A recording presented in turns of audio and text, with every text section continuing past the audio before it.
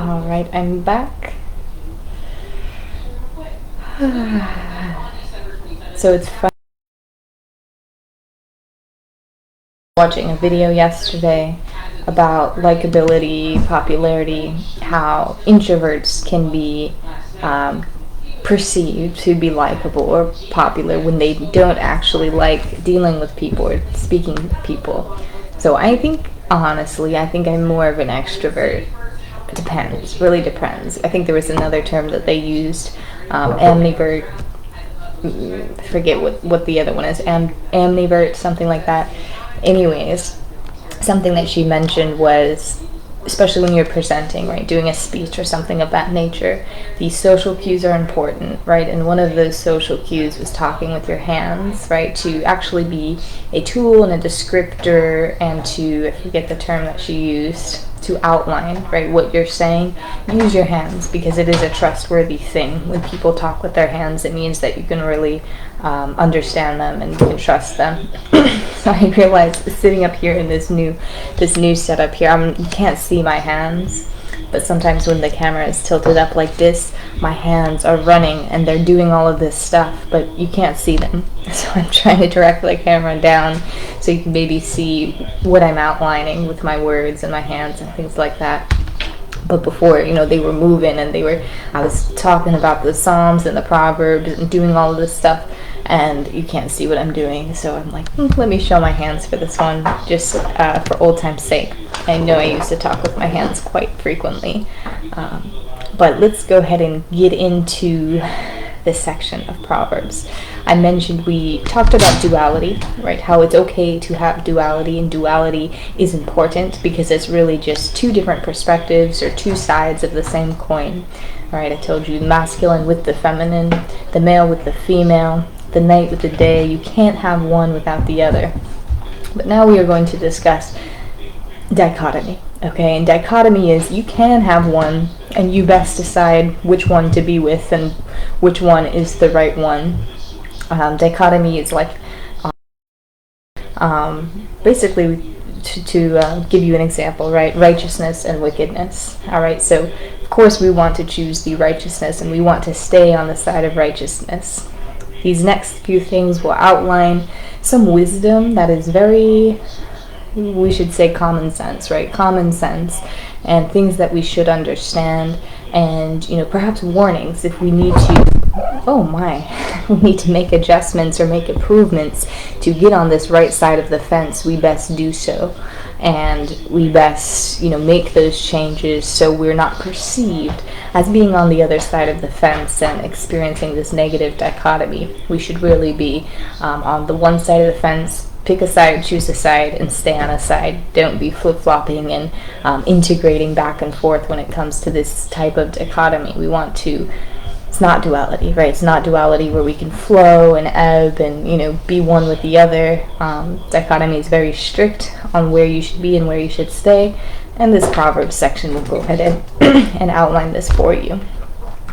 The good news, I have a quote here. Faith, sir, we are here today and gone tomorrow. And this is from the play The Lucky Chance by Miss Aphra Behn. This is part 4 of the Act 4, I should say, and this is from 1640 to 1689. So, a little backstory. This is a play back in the day about two young women that were arranged to marry these older, well-to-do, well-off gentlemen. So they're arranged to be married, and they're having some issues with the nature of arranged marriage. Why are we so young and beautiful, and these men are old, and, they have nothing to do with us. Plus, we're women, and we actually have, relationships and loves that are more real than what is being arranged for us. That is the story, and, they have quite a personality and quite an attitude. But I'll just focus on, what this quote is saying for the sake of it. It says, faith, sir, we are here today and gone tomorrow, implying that, their presence, right, is temporary. Things are temporary, and we can always make, adjustments and change the setting and the scene to make adjustments and to make everybody, feel better about a situation. Typically, we like things as human beings that are long-lasting, that are stable, We don't like to experience a lot of rapid change because we can get tired from trying to manage and keep up with our emotions during these fleeting moments of rapid change. So we are more inclined to stability and to something that is long-lasting versus something that is fleeting and can change at any moment.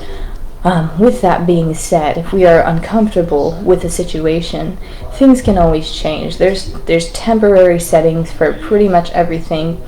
Things can move along, things can change, and we make that work by our character and what we perceive as good judgment. We use our good judgment to go ahead and either make a temporary switch, and then we want to, again, stay in this long-lasting and sustainable good energy, good, what do I say, excuse me, running out of breath here, good, and we want to stay on the positive side of the dichotomy. Once we make a change, once we make a switch, we want to be long-lasting and sustaining.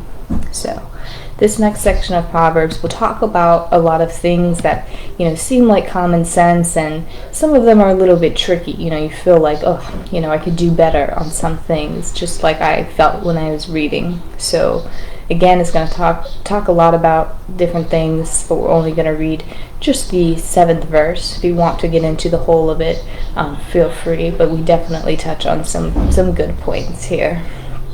We're going to begin in chapter 10, and again, this is like the couplets that we talked about, just short lines, very simple.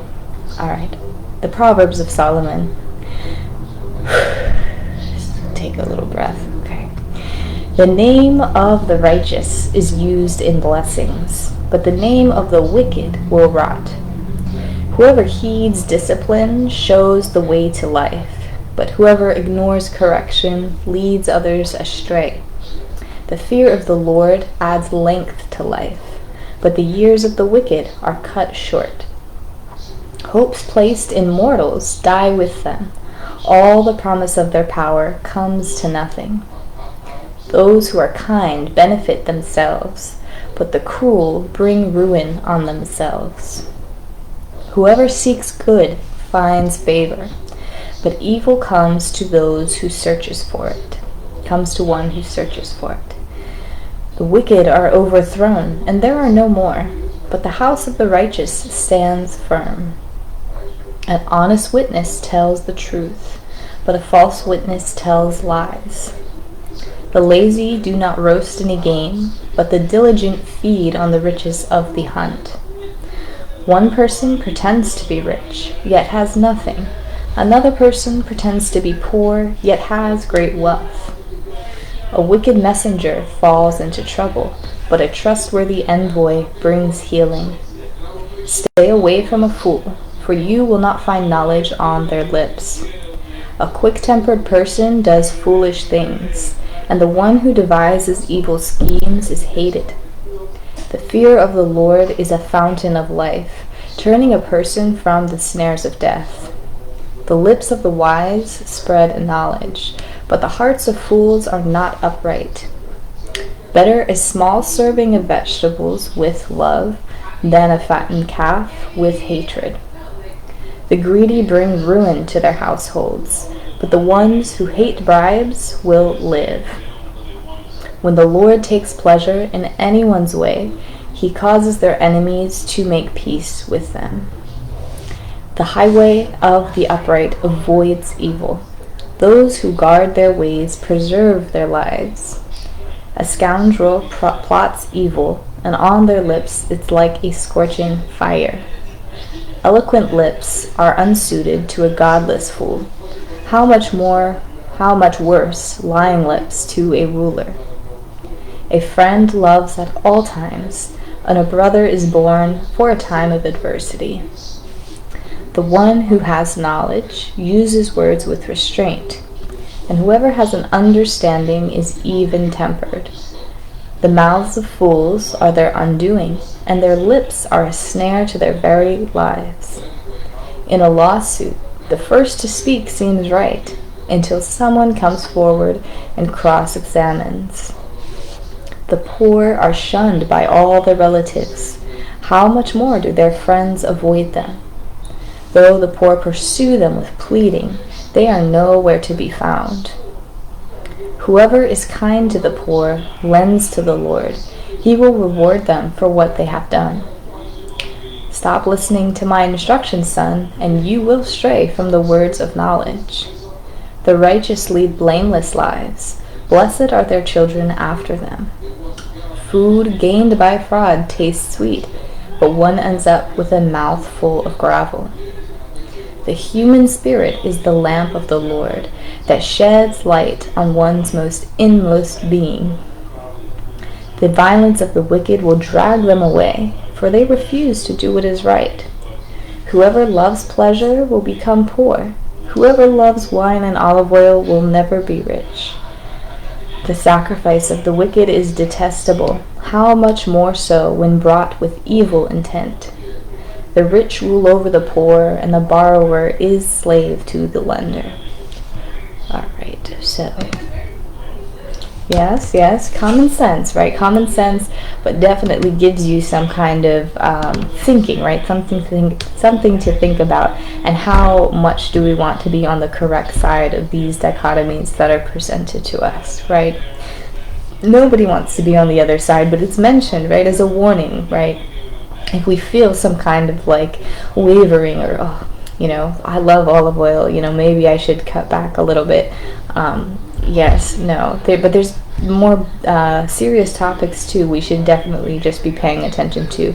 Of course, it's things that, we're human beings, right? We're human beings, everybody may act a certain way, but their heart, right? Their heart is what the Lord observes and the Lord sees. So that is the thing you have to watch for, because you may be presenting in a certain way, or somebody may be presenting in another way, but the heart is really what the truth is, and the Lord can examine the heart, and He knows, right, the intentions behind everything. He knows what the methodology is, and your thinking, your thoughts. Okay, nothing is off limits to what the Lord can understand about you.